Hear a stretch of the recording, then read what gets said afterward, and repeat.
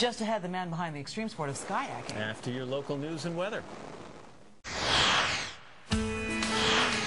I'm Matt Lauer along with Ann Curry. Meredith and Al are taking a much-deserved day off after some hard work out at the Academy Awards. And go back tomorrow. Exactly right. You have jumped out of an airplane. Yes, so have you. I have jumped out of an airplane. But what do you think happens in someone's mind where they say, okay, I've jumped out of planes, but tomorrow I'm going to do it strapped into a kayak? Can you believe that? One guy actually did just that, and thus the extreme sport of kayaking was born. He's going to be here to tell us all about it coming up. I just can't believe, every time I see this, I just can't believe it. It looks like he's flying it. It looks very cool, and then you got the landing is the key part. You got to go right into that little strip of water. Look how big that strip does it pretty well. Anyway, we'll find out about that. Also ahead, we are delighted. There's the sky-acker behind the extreme sport of skyacking. Find out what that's about right after these messages.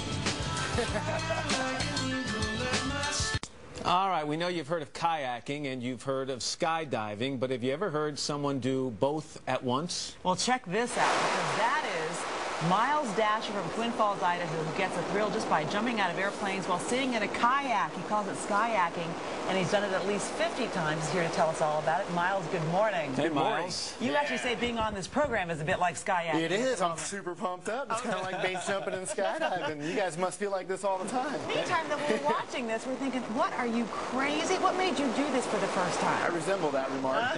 Yeah, I kind of lost a bet to a friend. No, a friend of mine, Scott Lindgren, was making kayaking movies, and he asked if I could jump a kayak out of a boat, and of course I could jump a kayak out of a boat, and so we got together and you mean out of a plane? The boat out of an airplane. Oh, yeah, thank you very much. The boat might have been the first good step. What was it like the first time I mean, you've been skydiving since what?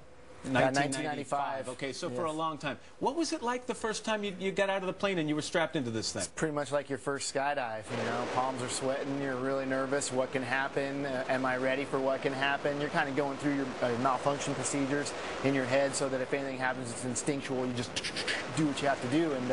And then once you get out and settle into the air, it's just how long did it take you to learn to stabilize the thing so that you could actually kind of sit there and enjoy the ride? Because there's somebody of you flipping around. Yeah, it took about 3 to 5 seconds. You know, you get out and the air catches you, and you kind of want to present the bottom of the boat to the air. And then once you're sitting on it, it's kind of like sitting on an exercise ball and balancing in an L-seated position. Meantime, you know, looking at this video where you're coming in for a landing of this narrow strip of water, I mean, could you think maybe I'll land, I'll try this over the ocean, maybe? Maybe a lake? What is this about? Yeah, that's the Truckee River right there. It's a little chilly, but, you know, we're having some good times.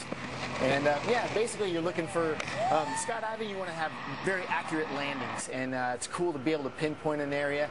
With the Red Bull Air Force, we go do demonstration jumps around the planet, and that's what we do is high-precision landings. But you say with skydiving you want to have precision landings. I take it from Ann. We watched Ann one time land in a different state than she was supposed to land in.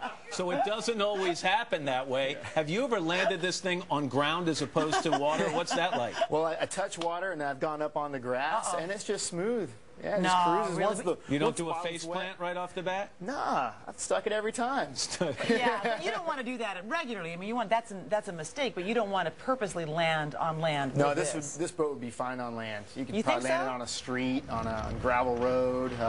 You wouldn't want to land it in a boulder field, but yeah. We're just looking at some of the other crazy things. You're a husband and a father. Does your family ever say, okay, you know, this is the last crazy thing and there shouldn't be anything after this? No, they're proud of me because they know I'm a professional at what I do, and I take the precautionary measures to be safe in my sport. And, yeah, we're always trying to push boundaries and see what's possible out there. And that's kind of a fun thing, kind of exploring, kind of pioneering new sports. But, yeah, my family's super supportive of me. Yeah, Nikki. Yeah, Eli. Woo! Yeah, Eli's I think your child there was hiding his face. He's thinking, I'm not sure about this, Miles, how long would it take you to teach Ann to do this? Yeah, probably They're trying to get rid of me. No, I'm half serious. an hour, you know. We could sit down, you know. Well, skydiving took me 8 hours of ground school. It's all about flying the parachute and your landing. Well, that's the point, though. With this particular parachute, are you using what kind of a parachute are you using? Ram Air Canopy. Basically, it opens and you steer it with toggles left but to how right. dependable is that? Because you've really got to be able to land it pretty well, to be able to stick it, as you say. No, it's really dependable, and you know, what we do is we open up higher because sometimes you have malfunctions, and that's why we carry 2 parachute systems. Yeah, but that's the thing. Your back parachute is on your bum, right? So when you're in the kayak, how does that thing? Yeah, it's actually all on your back. You've got the lower part of your backpack is your main canopy, and then if things go wrong, you can simply cut it away and pull your reserve, so you have 2 chances. Which is always nice when you're falling towards the ground at 120 miles an hour. Well, I say bicycle. I say bicycle is next. Been there, done it. Have you done that? Buddy. You've come out on a bicycle? Come on. Yeah. you have not. Good landing? Yeah, No deers, however, up there, thank goodness, right? So, Miles, it's cool stuff. Thank you very much. yeah, is. you're Thanks very obviously much. a man who enjoys life. Congratulations. Fired up. Do you ever All right. not smile? Yeah, sometimes when I'm asleep, you know. Okay. Miles All right. Daisher, thanks. So he's going to teach me in a couple of days. We'll hook up. All right. go. Well, coming up next, we're going to talk to our good friend Jane Polly. That's right, Jane. Also on the show tonight, we're going to shine our last call spotlight on the flying squirrel. This is Miles Daisher. He's a base jumper. You'll learn more about him. Welcome back. It's last call, and it's cover week. We're here at Chalice Recording Studios in the heart of Hollywood, where Lady Gaga recorded the Fame record. Later in the show, you'll see Weezer cover Gaga. But first, it's time for our last call spotlight, and tonight we feature a crazy person. You know, I'm terrified of heights. I've always lived my life by the motto, why jump out of a perfectly good airplane? Our guest tonight would argue, why limit it to a plane? This is Miles Daisher, base jumper.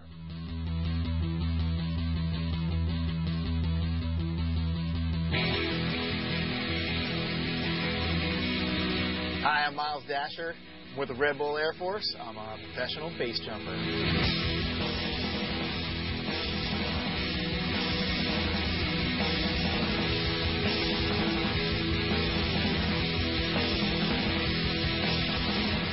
To me, the most fun thing you can do is go base jumping. You're kind of freaking out internally, all your senses are kicking on, and all of a sudden you just push off of the earth. You're just like an astronaut for the first 4 seconds while the wind starts to pick up, and then you open up your parachute and you're really close to the ground. So it's kind of like skydiving on steroids.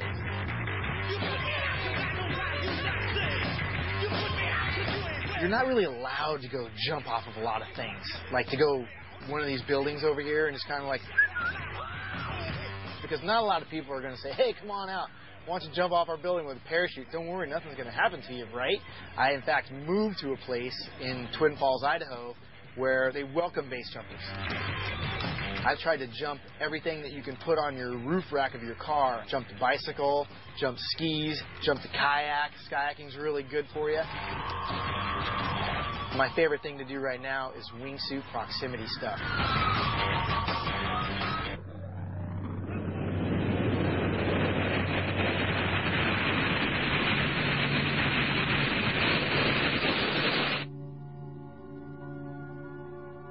When you're wingsuiting past big walls, you are flying. Your body becomes the wing. You just like look where you want to go and you're like, okay, I'm going there.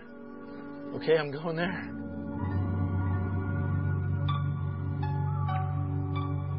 You can fly these squirrel suits for about 1 minute to 2 minutes. Your inner animal is awake and alert and just tuned in, and there's some points that stick out that you can really go and get some proximity flying on and give yourself a little bit of a scare. Squeeze those kidneys a little bit and get some juices flowing, you know, make you feel more alive than ever. And you're getting that ground rush, and it's coming at you, coming at you, coming at you. And you're thinking, I'm going to take this one low. I'm a base jumper. I'm crazy. I'm going to go low, dirty low, and pull super dirty low. Your body has a natural, intuitive reaction to want to live. And your body will just do that. And you're like, oh, I could have waited another second. And then when you land, you think you're all calm. You go, dude, that was sweet. That was cool. Everyone's heads is 1,000,000 miles an hour. You know, the sport does have all kinds of risks to it. You're buzzing past all these walls at 120 miles an hour. If you touch one of them, it's over. Like, game over, man. Thanks for coming. And it happened to my best friend, my partner, Shane McConkey. Dude, he's the original dude man, bro. The coolest guy I ever know on this whole planet. And the most fun human being you could ever hang out with. And I can't believe we lost him, man. But I'll always cherish those moments that we had. You know, everyone says, well, you're insane for doing this, for having a family. And yeah, you might be right, but fear keeps you alive. If you're not afraid, man, you're just kidding yourself. You shouldn't even be doing it. One of my biggest fears is leaving my family alone. I love to be able to share my experiences with them, but more so I love to just share their experiences with me.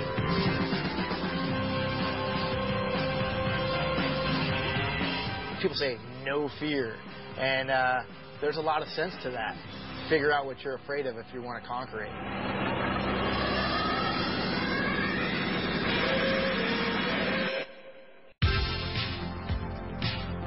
All right, so there you go. I want to thank all my guests. Thank you to T-Pain. Thanks to Miles Daisher. Thanks to Weezer, Chalice Recording Studios. Beautiful place. Thanks for having us. It's cover week. We'll be back all this week with really cool covers. Lisa Hannigan's going to do one, David Gray, Lily Allen. So tune in for that. We'll see you tomorrow.